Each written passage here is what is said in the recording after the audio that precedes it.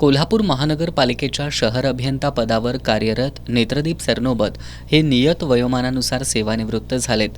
त्यानंतर शहर अभियंता या पदाचा कार्यभार सोमवारी हर्षजित घाटगे यांच्याकडे सोपवण्यात आला होता। आज हर्षजित घाटगे यांनी आपल्या शहर अभियंता पदाचा कार्यभार स्वीकारला। यावेळी शहरातील नागरिकांनी त्यांना शुभेच्छा दिल्या। दरम्यान शहरातील रस्त्यांची गुणवत्ता आणि रस्ते सुस्थितीत ठेवण्यासाठी प्रयत्न करणार असून पार्किंगची समस्या सोडवणार असल्याची ग्वाही शहर अभियंता हर्षजित घाटगे यांनी दिली।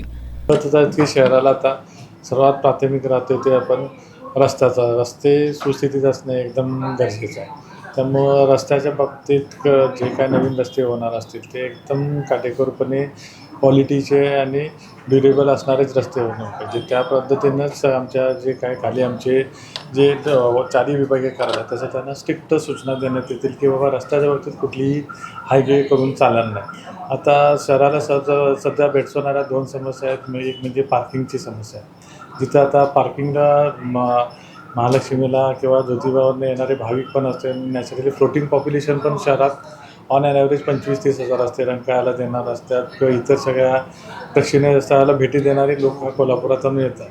त्यामुळं पार्किंगच्या समस्या घडतात। त्यामुळे जिथं आता पार्किंग नाही आहे किंवा पार्किंग आपल्याला करण्याची गरज आहे तसे पार्किंगचे स्पॉट्स आयडेंटिफाय करून थोडं पार्किंग स्ट्रिक्ट करण्यात येते।